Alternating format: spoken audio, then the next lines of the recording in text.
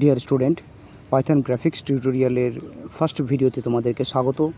আজ থেকে একটি ভিডিও সিরিজ আমি এখানে শুরু করছি বাংলায়। এখানে আমরা পাইথন গ্রাফিক্স নিয়ে আলোচনা করব। তার জন্য টিক ইন্টার কে আমি ব্যবহার করছি। আচ্ছা, টিক ইন্টার বা টিকে ইন্টার যাই বলো না কেন, এক একজন এক এক রকমভাবে ডাকে। তো তোমাদের সামনে নোটটা রয়েছে, দেখে নাও। তো প্রথম কে এটাকে পাইথনের মধ্যে ইমপ্লিমেন্ট করেছিল এবং 1991 ইমপ্লিমেন্ট করেছিল। টিকে ইন্টারকে ইম্পোর্ট করে নিলে এর মধ্যে প্রচুর পরিমাণে লাইব্রেরি ক্লাসেস রয়েছে, যেগুলোর সাহায্যে তোমরা গ্রাফিক্স জাতীয় প্রোগ্রাম ক্রিয়েট করতে পারবে। অর্থাৎ আমি যে বলার চেষ্টা করছি, তোমরা রিয়েল সফটওয়্যার ক্রিয়েট করতে পারবে এবং সেই সফটওয়্যার তোমরা সেল করতে পারবে, বা তোমার নিজের পার্সোনাল কাজের জন্য তোমরা সফটওয়্যার তৈরি করতে পারবে। নোটপ্যাড, ওয়ার্ডপ্যাডের মতো সফটওয়্যার খুব সহজেই করতে পারবে। এবার কথাটা হলো, টিকে ইন্টারকে আমরা কিভাবে ইনস্টল করব কম্পিউটারের মধ্যে। দেখো, যদি তোমরা পাইথন বেসিক আইডিয়ালিটা ইনস্টল করে থাকো কম্পিউটারে, তাহলে তোমাদের আর কিচ্ছু করার দরকার নেই। ওতেই তোমরা টিকে ইন্টারের কাজ খুব সহজেই করতে পারবে। তবে একটা জিনিস মাথায় রাখা দরকার আছে, পাইথন ভার্সন 3.6 বা তার নিচের যদি কোনো পাইথন ভার্সন কম্পিউটারের মধ্যে থাকে, তাতে কিন্তু টিকে ইন্টার তোমরা পাবে না। তখন আলাদা করে তোমাদেরকে টিকে ইন্টারকে ইনস্টল করে নিতে হবে। আর যারা ম্যাক বা লিনাক্স কম্পিউটার ইউজ করছো, তাদের কম্পিউটারে, লিনাক্স কম্পিউটারের ক্ষেত্রে যদি বলি আমি, ওখানে সাধারণত পাইথন প্রথম থেকে ইনবিল্ড করা থাকে। যদি কম্পিউটার আপডেট করা থাকে, তাহলে তাতে তোমরা পাইথন আপডেট ভার্সন পেয়ে যাবে এবং টিকে ইন্টারও ভেতরে থাকবে, অর্থাৎ টিকে ইন্টারের লাইব্রেরি ক্লাসও তোমরা পাবে ভেতরে। এবার আমি প্রোগ্রামিং শুরু করছি। দেখো, প্রথমে তোমাদেরকে টিকে ইন্টারকে ইম্পোর্ট করে নিতে হবে। আর ইম্পোর্ট করার জন্য লাইনটা এইভাবে লিখতে হবে, যেভাবে আমি লিখছি। খুব সহজ, খুব কম লাইন লিখে পাইথনের গ্রাফিক্সের প্রোগ্রাম খুব সহজেই করা যায়। যদি তুমি সি প্লাস প্লাস তো ছেড়েই দাও, জাভার সঙ্গে যদি আমি তুলনা করি, তাহলে খুব সহজেই আমরা এখানে গ্রাফিক্সের জাতীয় প্রোগ্রাম করতে পারবো। আচ্ছা, এখানে দেখো, ফার্স্ট যে লাইনটা লিখলাম, তাতে আমরা টিকে ইন্টারকে ইম্পোর্ট করে নিলাম। দ্বিতীয় লাইনে রুট ইকুয়াল টু টিকে প্যারান্থাসিস, এই ছোট্ট লাইনটার সাহায্যে আমি একটি সিঙ্গেল উইন্ডো ক্রিয়েট করলাম।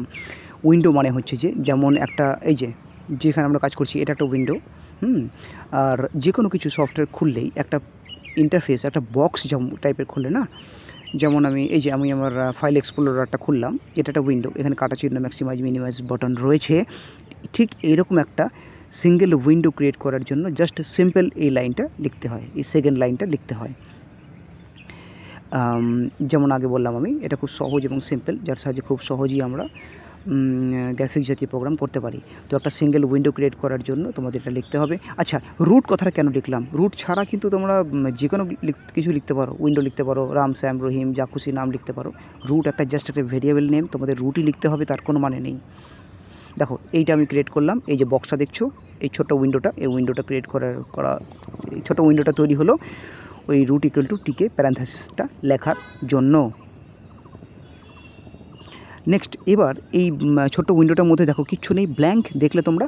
তো এর মধ্যে কি করতে পারি? এর মধ্যে আমরা বাটন বানাতে পারি, টেক্সট বক্সেস ক্রিয়েট করতে পারি, একটা সফটওয়্যারে যা কিছু করার দরকার হতে পারে সব কিছু করতে পারি। এই মুহূর্তে আমি দেখাবো তোমাদেরকে কোনো একটা নাম কি করে লিখতে হয় এই বক্সের মধ্যে, অর্থাৎ লেবেল কী করে ক্রিয়েট করতে হয়। এই ধরনের জিনিসকে বলে লেবেল। তোমরা যদি এটাকে গ্রাফিক্সের প্রোগ্রাম অন্যান্য প্রোগ্রামিং ল্যাঙ্গুয়েজে করে থাকো, তাহলে লেবেল কথাটার সঙ্গে পরিচিত থাকবে। একটা সাধারণ নেমকে বলে লেবেল। যেমন একটা ফর্মের ক্ষেত্রে ধরো, একটা জায়গা আছে যেখানে জিমেল আইডি লেখার জায়গা, একটা জায়গা আছে যেখানে পাসওয়ার্ড দেওয়ার জায়গা। তো ওই জায়গাগুলো বক্সের মতো থাকে, ওইগুলোকে আমরা বলি টেক্সট বক্স। ওই কোন টেক্সট বক্সে কী লিখবো সেটা পাশে লেখা থাকে, যেখানে জিমেল আইডি লেখো, এখানে পাসওয়ার্ড লেখো, ওই যে লেখা আছে জিমেল, ওইটাকে বলে লেবেল। আর লেবেল আনার জন্য এই লাইনটা তোমাকে এইভাবে লিখতে হবে। দেখো, আমি লিখলাম, আর ভুল হয়েছে, কি ভুল হয়েছে একবার দেখে নিই। আচ্ছা, দেখো কি ভুল করেছি। আচ্ছা, লেবেল আনার জন্য যে লাইনটা আমি লিখলাম, তাতে দেখো এখানেও একটা ভেরিয়েবল আমি ক্রিয়েট করেছি, মাই লেবেল বা কিছু যে কোনো নাম তোমরা দিতে পারো, নিজের পছন্দের ভেরিয়েবল।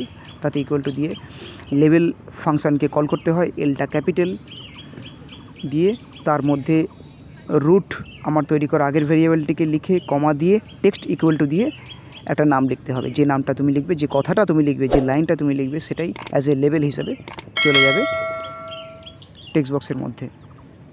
এখনও ভুল আছে, কি ভুল হচ্ছে,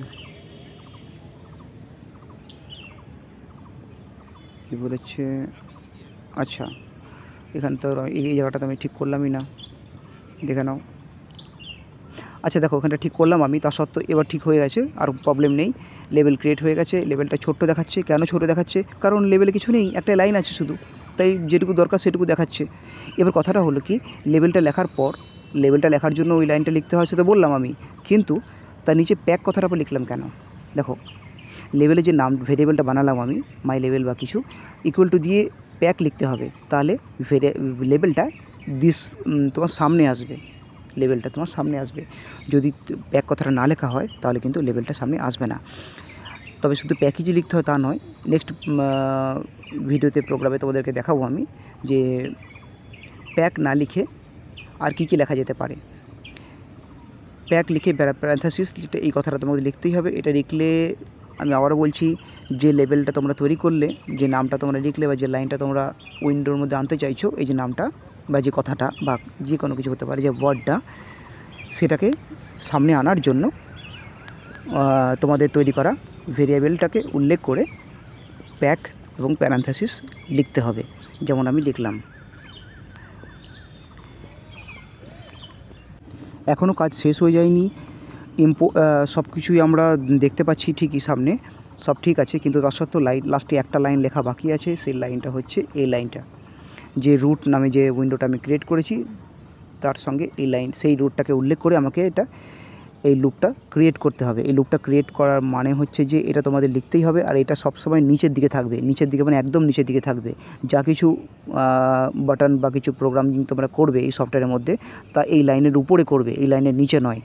এই লুপটা ক্রিয়েট করার মানে হচ্ছে যে এটা একটা লুপ ক্রিয়েট হচ্ছে, এবং এই সফটওয়্যারের মধ্যে তোমরা বাটন বানাবে বা টেক্সট বক্সেস তৈরি করবে বা যা কিছু করবে সেটা যাতে মনিটরের সামনে থাকে এবং দৃশ্যমান হয়, এবং কিবোর্ড বা মাউস থেকে যাতে ইনপুটটা নিতে পারো, ইম্পোর্ট করতে পারো, যে কোনো ডেটাকে যে ইম্পোর্ট দিতে পারো, তার জন্য এই লাইনটা লিখতে হবে তোমাদেরকে। এখন এই মুহূর্তে যদি আমি লাস্টের এই লুপটাকে নাও লিখি, তাহলেও প্রোগ্রামটা দেখা যাবে এবং কাজও করবে ঠিকই, কিন্তু ইন ফিউচারে তোমরা সমস্যায় পড়বে।